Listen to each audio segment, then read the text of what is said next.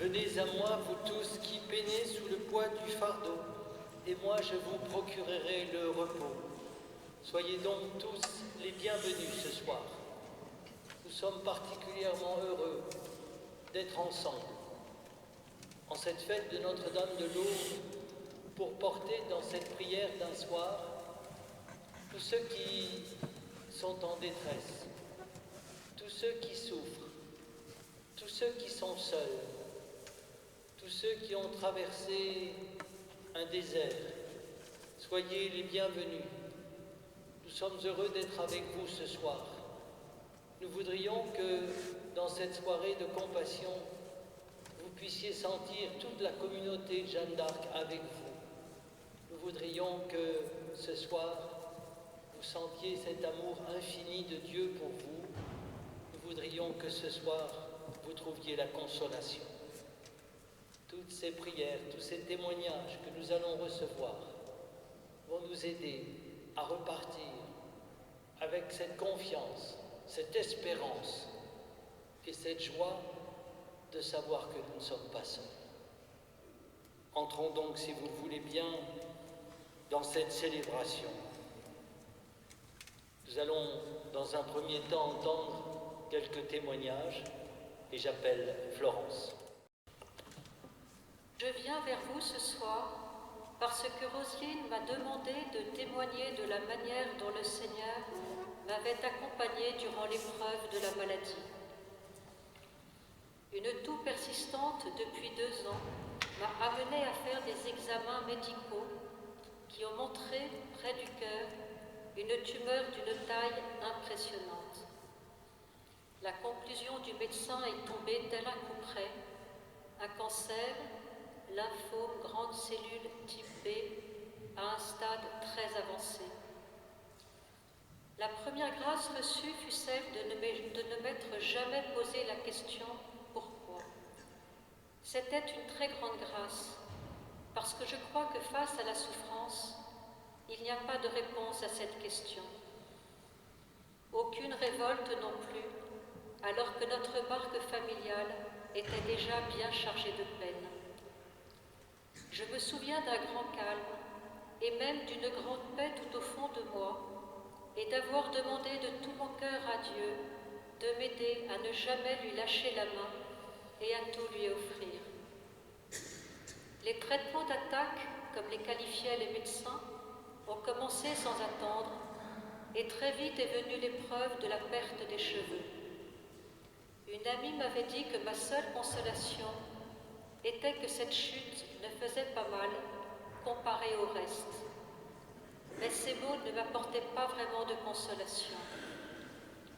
Et le bon Dieu a été extrêmement bon avec moi, parce que quelques heures plus tard, j'ai reçu un appel d'une autre amie qui m'a donné la seule solution pour franchir cet obstacle qui m'effrayait. Elle m'a dit « Florence, tu ne vas pas perdre tes cheveux, tu vas les donner. » Vous ne pouvez pas imaginer le retentissement que ces quelques mots ont eu dans mon esprit. Quelle grâce reçue, tout avait un sens. Et j'essayais bien de les donner. Le fond de mon cœur restait en paix, même si la surface de la mer était assez agitée. Les traitements qui ont suivi étaient extrêmement violents. Et quand la souffrance devenait insupportable, le Seigneur me donnait la grâce de basculer, et je crois que ce verbe exprime bien ce que je vivais avec lui, de basculer au jardin des Oliviers, et là nous étions tous les deux collés l'un à l'autre. Souvent je posais ma tête sur son épaule, et nous restions longtemps ensemble. Il m'apaisait tant. Une fois je me souviens que c'est Jésus qui a posé sa tête sur mon épaule, comme s'il me demandait de l'aider. Je ne peux exprimer ce que j'ai ressenti. Les protocoles se suivaient à un rythme rapide, me faisant, entre autres, perdre le sommeil. Dans le grand silence de la nuit, nous étions seuls tous les deux des heures entières. Je sentais bien toutes les brûlures dues au traitement, les douleurs, les bruits infernaux qui résonnaient dans ma tête. Mais néanmoins, immobile, j'étais comme envahie par Jésus. Il me donnait de goûter sa présence d'une manière telle que là aussi, je ne peux la décrire ou l'exprimer. Jamais plus je n'ai ainsi ressenti sa présence, et j'en garde une véritable nostalgie. Je me souviens particulièrement d'un moment très dur. Des larmes coulaient malgré moi sur mes joues, et je me suis comme sentie arriver aux portes de l'enfer, un lieu horrible. Mes larmes redoublaient, et j'étais écrasée physiquement, mais aussi spirituellement. Face à cette vision effrayante, j'ai eu l'impression d'entendre Jésus me dire « Je suis avec toi, ne crains rien. Tu vois ce que vivent ceux qui ne sont plus avec moi. » Et j'ai été prise d'un immense désir de sauver les âmes. Je séchais mes larmes. J'étais tellement gâtée de connaître Jésus et de vivre avec lui. Et puis, comme aucun protocole ne réussissait à venir à bout de ma tumeur, on m'a fait une greffe de moelle. Il fallait absolument qu'elle prenne, car le médecin avait dit à mon mari que si cette greffe se soldait par un échec, il n'y avait pas de plan B. J'ai reçu alors le sacrement des malades pour la 3e fois.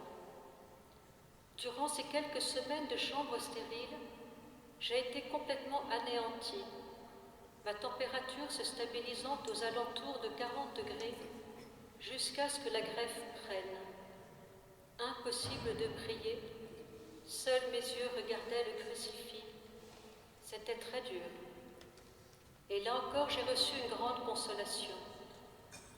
Je me souviens de m'être regardée dans la glace de la petite salle de douche et avoir été horrifiée par ce que me renvoyait le miroir.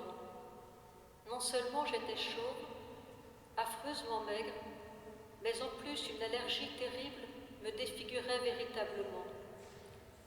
Et là j'ai entendu comme une voix très douce me dire « Je t'aime tant. Si tu savais comme je t'aime, ne t'inquiète pas.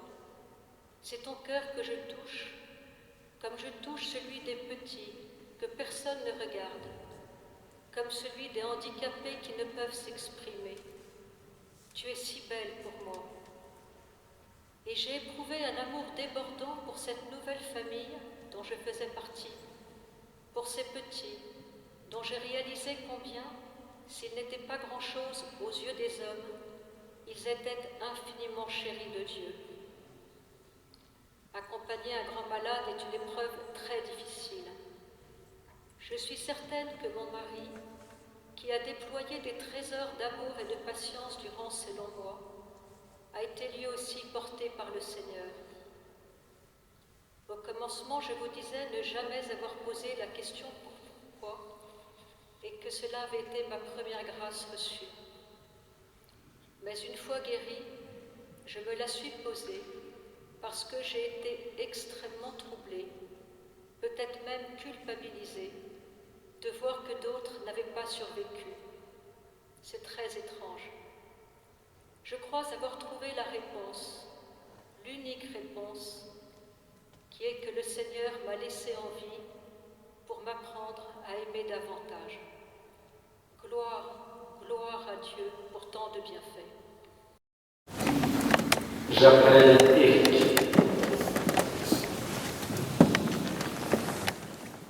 Touché par une dépression sévère avec séjour en milieu hospitalier et arrêt de travail de longue durée, je voudrais témoigner et partager cette expérience avec vous ce soir, surtout pour aider l'entourage du malade à la compréhension de cette maladie, car il est lui aussi souffrant et totalement désarmé.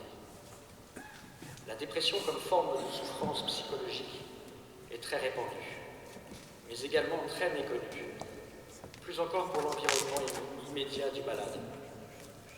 Je suis arrivé à cette définition toute simple. C'est une maladie de l'âme, une maladie de la conscience. C'est comme si tous nos mécanismes vitaux étaient en panne. Notre physiologie, je n'ai plus faim, je n'ai plus d'énergie. Mes liens émotionnels, je n'arrive plus à communiquer avec ceux que j'aime le plus au monde.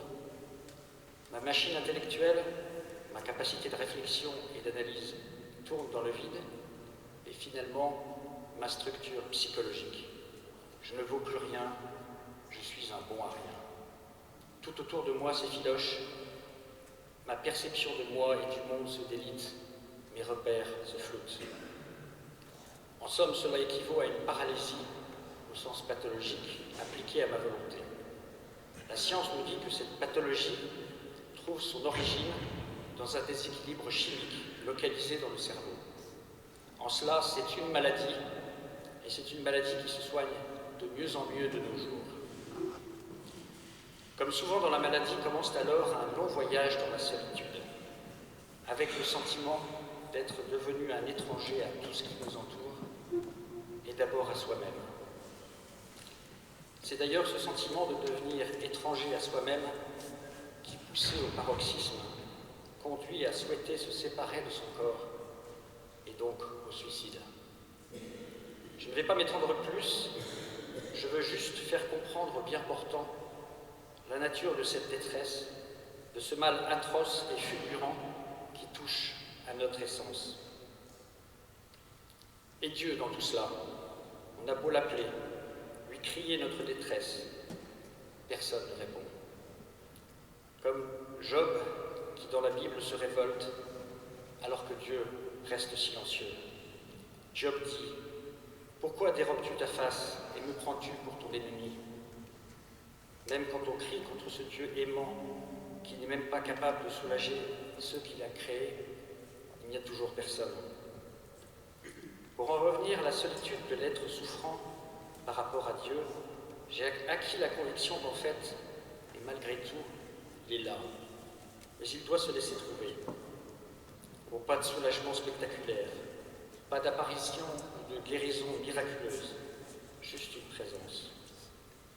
Alors comment au fond de l'abîme et de la nuit de la dépression, on arriverait à ressentir cette présence quand notre perception du monde alentour est justement complètement troublée? Eh bien, pas de miracle, il faut s'abandonner. Voilà le seul conseil que je donnerais. Abandonne-toi, comme dans la prière du Père le Fou. Mon Père, je m'abandonne à toi.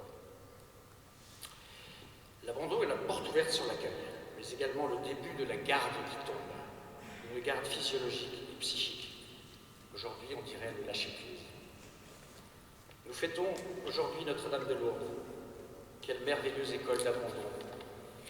Abandon quand on se baigne aux piscines, comme la Vierge l'a demandé à Bernadette, et que l'on se retrouve à prier avec les hospitaliers, les pieds dans l'eau à 8 degrés, vêtus uniquement d'un bagne trempé.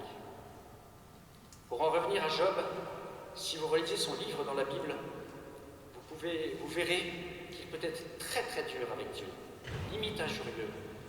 Eh bien moi je vous conseille de faire pareil, de crier, de vous révolter, voire de pleurer quand vous allez trop mal. Se fâcher contre Dieu, n'est-ce pas une manière de dire que le tragique de notre vie ne doit pas avoir le dernier mot? Quand on s'abandonne, Dieu sait se manifester au cœur de ma souffrance par de petits clins d'œil, un sourire inattendu, un sermon qui vous émeut, une saveur particulière dans la bouche, un petit mot de réconfort que l'on n'attendait pas. Je voudrais vous parler d'une occasion d'abandon assez unique, le sacrement des malades.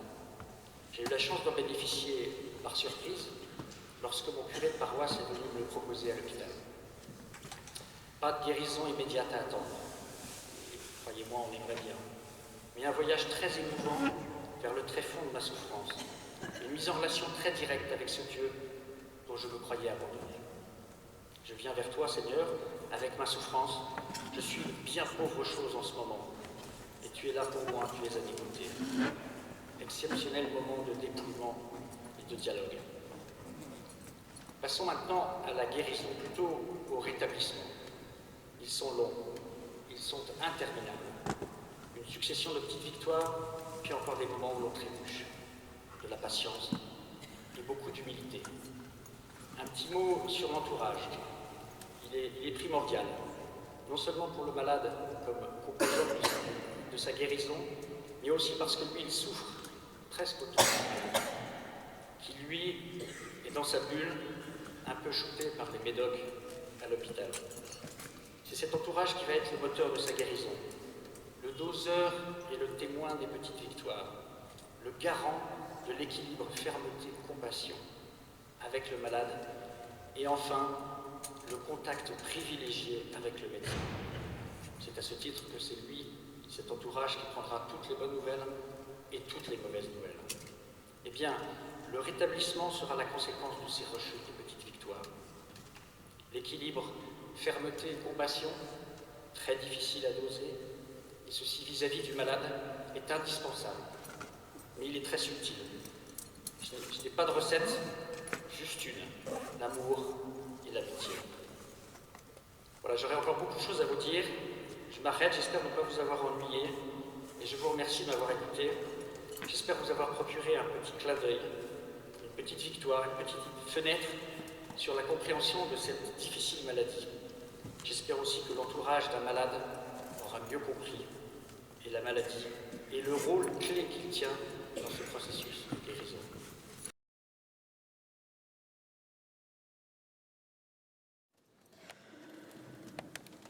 J'appelle Catherine.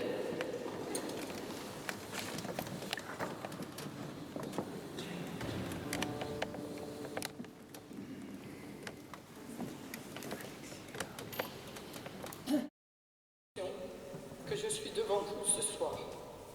En effet, c'est un exercice difficile de parler ainsi de sa propre souffrance. De le faire alors que nombreux sont ceux d'entre vous qui ont été ou qui sont encore blessés par la vie, quelle qu'en soit la raison. Et pourtant, je suis heureuse et touchée d'être là. Heureuse de pouvoir remercier tous ceux d'entre vous, souvent anonymes, qui par leurs prières se sont associés à notre souffrance, nous ont portés pendant les moments difficiles et continuent, je le sais, de nous confier au Seigneur. Touchée de pouvoir vous dire que même si nos deux petits garçons, Jean-Cassien et Ambroise, ne sont plus là, physiquement présents dans notre quotidien, ils sont toujours là, avec nous, autrement certes, mais là. Ma foi n'enlève rien à ma souffrance, à notre souffrance, mais elle permet de la dépasser, de la transcender. Mon cœur de mère saigne toujours. Mes larmes coulent souvent. Mais dans le même temps, je reste habitée par nos deux petits garçons. Leurs vies ont été trop courtes. Moins de 24 heures pour Jean-Cassien, un peu plus de 5 ans et demi pour Ambroise. Nous ne comprenons pas le sens, s'il y en a un, de ces deux naissances tant espérées, tant attendues, et de ces deux vies si brèves. Cependant, les quelques heures de vie de Jean-Cassien ont été celles d'un bonheur absolu, d'une plénitude totale. Pendant les quelques heures de sa vie, nous l'avons porté, nous avons respiré à son rythme, nous l'avons aimé. Les quelques années de vie d'Ambroise restent des moments de grande joie dans nos vies, dans l'histoire de notre couple.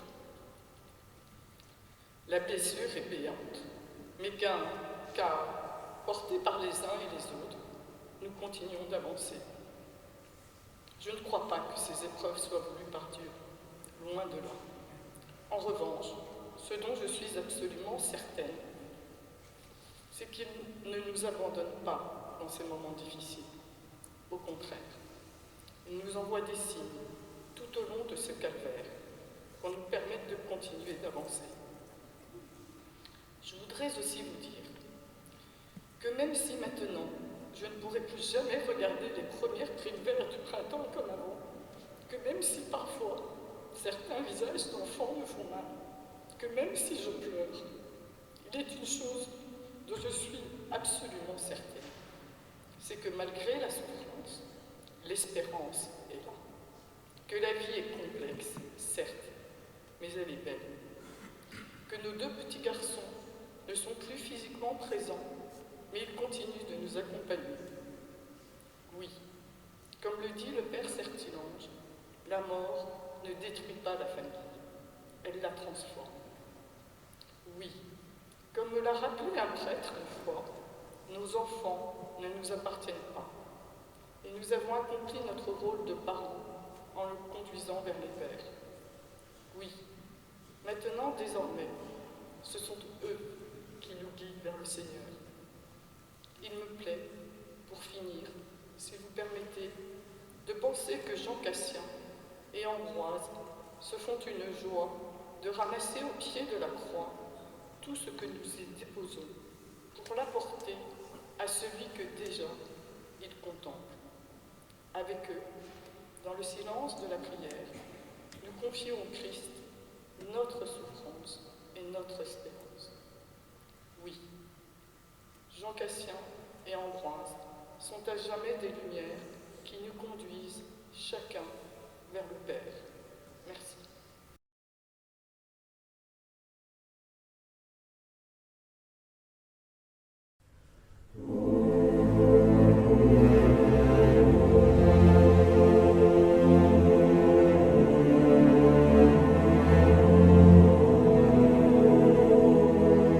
Si le vent des tentations s'élève, si tu heurtes le rocher des épreuves, si les flots de l'ambition t'entraînent, si l'orage des passions se déchaîne, regarde l'étoile, invoque Marie, si tu la suis, tu devras regarde l'étoile, invoque Marie, fais-je pour lui sur le chemin. Angoisser les périls, le doute, quand la nuit du désespoir te recouvre, si devant la gravité de tes fautes, la pensée du jugement te tourmente,